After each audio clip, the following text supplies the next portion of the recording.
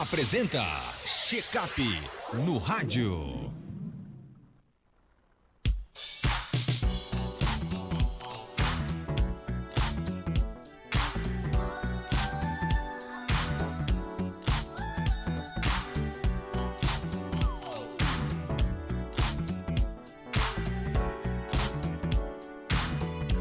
Sete horas 36 minutos, confirmando 7h36 no nosso Panorama 95 do quadro Checkup no rádio. Hoje recebendo aqui nos estúdios o Dr. Belísio Neto, médico geriatra. Seja bem-vindo aqui ao nosso Panorama 95. Dr. Belísio, bom dia. Bom dia, Marcos. Bom dia, Geraldinho. Bom dia a todos os ouvintes, internautas. Satisfação mais uma vez participar aqui do quadro Checkup no rádio do Panorama 95. Doutor Belísio, não se fala em outra coisa, né, no nosso mundo, que é a morte aí da Rainha Elizabeth, né? E, inclusive, muito se destaca a questão da longevidade da rainha, né? Qual é o segredo, né, para se viver tantos anos e tão bem como demonstrava a Rainha Elizabeth? É possível acontecer isso com qualquer pessoa? Marcos, a longevidade ela não é uma causalidade do destino, não é uma coisa que a gente toma uma pílula, um remédio e vai viver muitos anos. E ela sozinha, como você bem disse, ela não significa muita coisa. Ela tem que ser vivida com qualidade. Não adianta chegar aos 96, acho que foi com 96 que ela morreu, com múltiplas doenças consumindo o seu organismo sem estarem controladas. Não adianta chegar lá em cima de uma cama, não adianta chegar lá sofrendo com dor. Você tem que viver bem e viver com qualidade. E a rainha, ela nos trouxe muitos ensinamentos, né? É bem verdade que a longevidade ela passa por uma questão genética, né? Por uma questão de herança familiar, de você ter mais ou menos risco de adoecimento, mais ou menos risco de doenças fatais em idades mais anteriores. Entretanto, os fenômenos epigenéticos, aquilo que o meio modifica a sua genética, a forma como você vai expressar esses genes, eles estão aí para nos levar nesse caminho de longevidade. Então, passa por uma questão genética, mas passa muito mais por uma questão de estilo de vida, né? Por uma questão de como você vai plantar a saúde para poder colher lá na frente. Sempre trago esse paralelo aqui de saúde na terceira idade como uma previdência, como uma economia que você faz durante a vida, de como você viveu. Hoje vai refletir lá na frente. Se você vai chegar aos 70 em cima de uma cama, como eu falei anteriormente, aos 70 correndo maratona, aos 70 ou aos 90 comandando algumas nações, né? Como a Elizabeth, a Rainha Elizabeth II deixou. Então vai depender muito de como você vive. E como você vive são situações, são hábitos que a gente pode modificar ao longo da vida, que não estão, como eu falei, em uma pílula, não estão em atitudes. Você precisa, por exemplo, de cuidar da sua saúde. Você precisa não só aquelas orientações genéricas, você tem que se alimentar bem, você tem que fazer exercício, que resume-se muitas vezes a isso. E não é só bem isso. Você tem que saber o que você vai comer, né? Vou me alimentar bem, eu vou tirar pão, bolo, bolacha, não vou comer mais gordura. Não é bem assim. Você não vai entrar num processo de desnutrição. Você tem uma alimentação balanceada, uma alimentação adaptada ao seu perfil de doenças, ao seu perfil econômico, ao seu perfil etário. Se é uma pessoa com 30 anos, se é uma pessoa com 60, então tem que ser orientada por um nutricionista. Mas, via de regra, você precisa ter uma alimentação rica em cereais, em frutas, verduras, com pouco sal, com poucos alimentos industrializados, com pouco açúcar. Então, nesse sentido, se alimentar bem é uma alimentação balanceada, não é você comer, restringir sua alimentação, muitas vezes trazendo deficiências nutricionais, não. Qual o exercício, né? Então eu falei de exercício físico, se é uma caminhada, se é uma piscina, se é uma corrida, se é um crossfit, se é uma arte marcial, se uma atividade contra-resistida, se são duas atividades físicas que vão levar você Mas a ideia é você fazer atividade, está mais do que comprovado que você, quanto mais parado você mais risco de adoecer e de viver menos existe. Outras variáveis, Marcos, como por exemplo otimismo, propósito, você ser otimista, você ter propósito, ter razão, por que é que eu acordo, por que é que eu tenho, o que é que eu vou fazer amanhã, daqui a um mês, daqui a um ano, você tem que ter planos. Isso acontece, essa crise do propósito acontece muitas vezes quando as pessoas se aposentam, né? Elas perdem muitas vezes o seu planejamento de médio e longo prazo. Isso é o que faz a gente se manter vivo, é você ter razão para viver.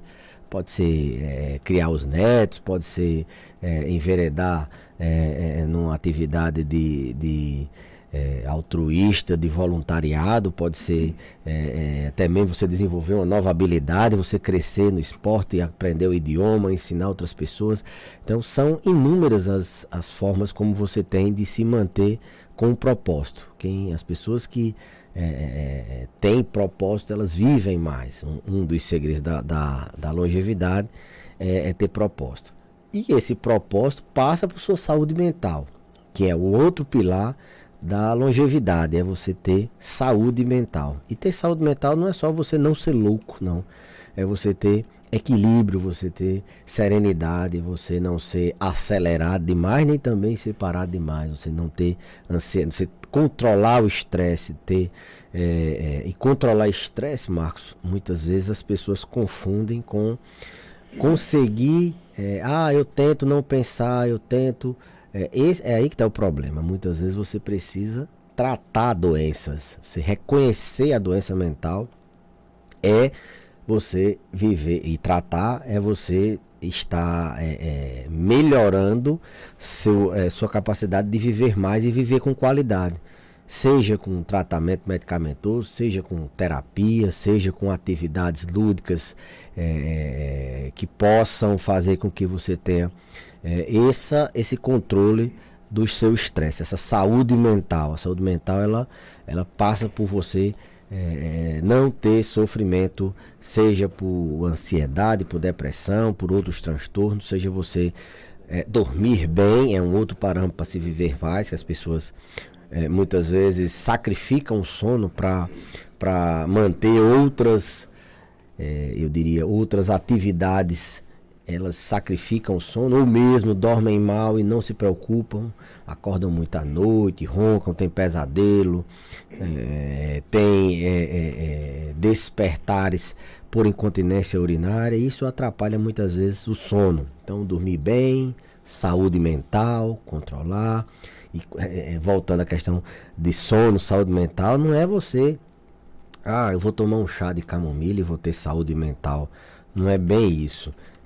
Você ter a ideia de que você tem doença ou não, e aí tratar. E se não tem, você fazer atividades que possam evitar que essa doença mental apareça. Como, por exemplo, se socializar é uma atividade que você, além de fazer você viver mais, faz você ter risco menor de desenvolver uma doença mental como depressão. Que é se socializar? É você fazer um almoço na família, reunir os filhos, é você conversar com o vizinho, é você saber o que está acontecendo na comunidade, é participar de alguma atividade na igreja, alguma atividade social. Eu falei anteriormente do voluntariado, é uma atividade que os idosos no mundo eles têm muita Quando a gente faz voluntariado, a gente muito mais se ajuda do que mesmo está ajudando ao próximo. Então, algumas medidas a gente pode fazer para não adoecer. Mas se adoecer, mentalmente adoecer, tem que tratar. Socializar é uma delas, que a gente pode colocar como um dos segredos da longevidade, essa questão da socialização. Meditar 2, 3, 4 vezes ao dia, você tirar um tempo para 10 minutos, para você refletir sobre o que você está fazendo agora, o que você vai fazer no futuro, o que foi que você fez à noite, poder meditar, você poder relaxar, ter momentos de relaxamento, não só eu vou relaxar no domingo, vou encher a cara de cachaça e vou... Não é isso, não. Você durante o dia, várias vezes, você poder descansar a sua mente. A gente está numa sociedade envolvida muito com as telas, com os celulares, a gente não para mentalmente. E você ter minutos de relaxamento faz com que você preserve sua saúde mental e tenha longevidade. Você possa viver mais e viver com qualidade. Que inclusive era um dos costumes da Rainha Elizabeth, né? É claro que agora as pessoas que não conheciam conhecem um pouco mais da sua rotina. Por exemplo, uma coisa tão simples, ela todos os dias fazia questão de manter o chá da tarde. Né? Você acha que o ser humano e os idosos principalmente estão deixando de viver, de socializar esses atos tão simples? O isolamento social, a gente já pregava muito antes a questão da importância do idoso não se isolar, essa necessidade dele ter de participar de grupos, de ter alguém para conversar. O chá da rainha era uma demonstração de que ela precisava se socializar. Ela fazia o chá e ali ela se socializava. A questão não era o chá, a questão era a participação dela social, ela se envolver. Isso pode ser transposto para cá, para a nossa realidade, pode não ser o chá, mas pode ser o café da tarde, ali você juntar algumas pessoas, bater um papo, conversar. Então era um hábito que mostrava, sinalizava que socializar também é uma forma de você envelhecer. Isso eu não estou falando, não é porque a rainha tinha isso, não. Está comprovado que a socialização das pessoas, ela protege o indivíduo quanto à saúde mental e física, faz com que ele viva mais. A gente viu o desastre que foi o contrário disso, que é o isolamento social pela necessidade da transmissão do vírus, e isso trouxe muitos problemas para a nossa população de idosos. O isolamento social, ele acelerou envelhecimento, ele piorou doenças, ele fez com que as pessoas ficassem muito longe do que seria um parâmetro de saúde. Uma outra coisa, Marcos, que as pessoas hoje têm sofrido muito é com a solidão, né? As pessoas estão mais com a capacidade de conversar na internet, mas se sentindo mais sozinhas, principalmente as pessoas idosas. E isso tem sido idosos vivendo sozinhos, muitas vezes mesmo não vivendo sozinhos, eles tendo a sensação de solidão. É um marcador péssimo para a velhice, essa sensação de solidão. E algumas estratégias têm sido utilizadas para eles, como por exemplo criar um animal doméstico, um gato, um cachorro, uma calopsita. É uma forma de você minimizar esse sofrimento da solidão, seja por uma forma direta, né, que o idoso realmente ele viva só, ou uma forma indireta que ele esteja com a sensação de solidão.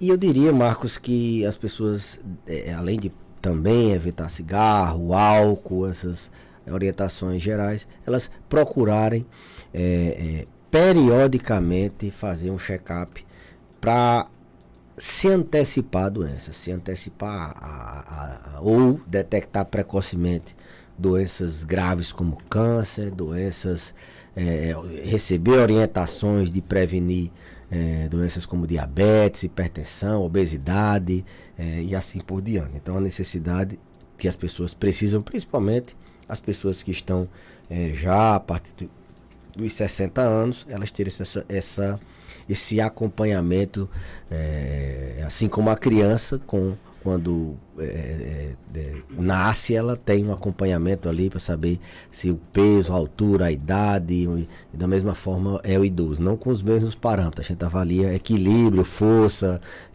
cognição, humor, a gente avalia o uso de medicamentos, a rotina, e se antecipar a doenças graves, como eu falei, câncer, diabetes, pressão, ou mesmo uma queda, uma demência e assim por diante. Tem pergunta, Geraldo? Doutor Beleza, tem uma ouvinte aqui que ela foge um pouco do assunto da questão da longevidade, mas ela está preocupada aqui com a mãe dela. Tem mais de 80 anos de idade e ela sofre da DPOC, que é a doença pulmonar obstrutiva crônica. E ela relata que esses dias a mãe dela passou mal, né? E chegou a ser socorrida para um atendimento médico. Só que ela diz que a maioria dos médicos que ela vai faz a relação da DPOC com o cigarro, né? Com a fumaça do cigarro. Porém, ela diz que a mãe dela nunca fumou, mas viveu na zona rural e cozinhou por muito tempo com fogão a lenha, né? E ela quer saber se tem uma relação direta com esse período em que ela cozinhou a lenha, se essa fumaça pode estar prejudicando ela hoje, e pedir para o senhor falar um pouco mais aí da DPOC. Pronto. A doença pulmonar obstrutiva crônica, que é a destruição da árvore respiratória, onde passa o ar, o enrijecimento daquela área dos brônquios, como se fosse um cacho de uva aqui dentro do pulmão. Os brônquios são a estrutura onde o ar entra e sai. A fumaça, seja ela por cigarro, seja ela por poluição, seja ela por o fogão a lenha, ou por outras formas de você inalar a fumaça, como também o fumante passivo, aquela pessoa que mora com alguém que fuma, ela tende a agredir essa passagem do ar. A fumaça ela vai destruindo ao longo do tempo, e essa passagem do ar, essa estrutura que deixa o ar passar, ela começa a ficar mais rígida, com dificuldade de passar, ela diminui o seu diâmetro, ela fica inflamada, ela entra em fibrose, ela fica com dificuldade de abrir e fechar, ela fica mais tendenciosa a fechar. E qual é o problema? O paciente começa a ter cansaço, tosse, dificuldade de se movimentar, porque a gente precisa de um pulmão que deixe o ar entrar e sair sem nenhum obstáculo.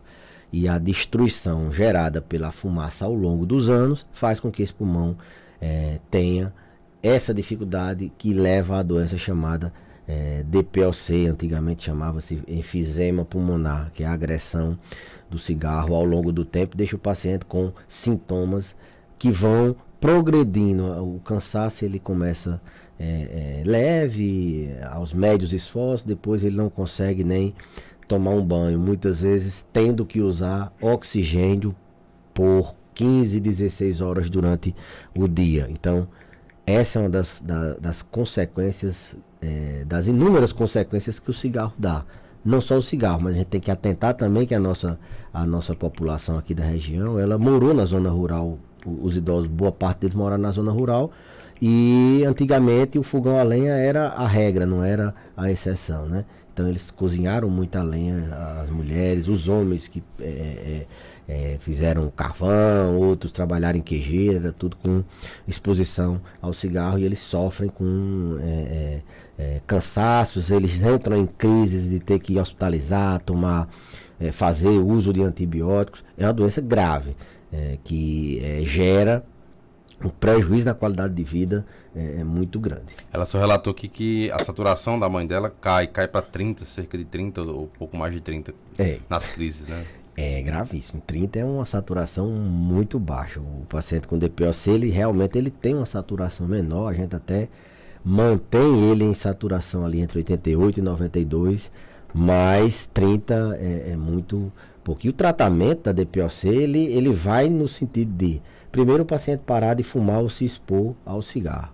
fazer reabilitação cardiorrespiratória, fazer fisioterapia respiratória, ele tem que ter uma dieta adequada, ele tem que vacinar-se contra a gripe, pneumonia, agora Covid, ele tem que usar as bombinhas, né? Muitas vezes ele tem que fazer uso de 2 bombinhas, tem que ter uma estratégia para quando tem uma crise, ele ter qual é a estratégia, a bombinha que ele tem que usar para quando cansar, e ficar atento nas exacerbações, ou seja, quando ele piora, cria secreção, a secreção muda de cor, ele tem que estar atento a isso, que é uma doença que tem uma mortalidade muito alta, o paciente interna muito quando ele tem o DPOC. Muito beleza, obrigado pela sua participação. Até terça-feira, se Deus quiser. Eu que agradeço, Marcos, e até a próxima terça-feira, se Deus quiser. 7h55, a gente volta já após nosso intervalo comercial para conversar com a Procuradora-Geral de Justiça, doutora Elaine Cardoso, que participa daqui a pouco aqui do nosso Panorama 95. Estamos apresentando Panorama 95.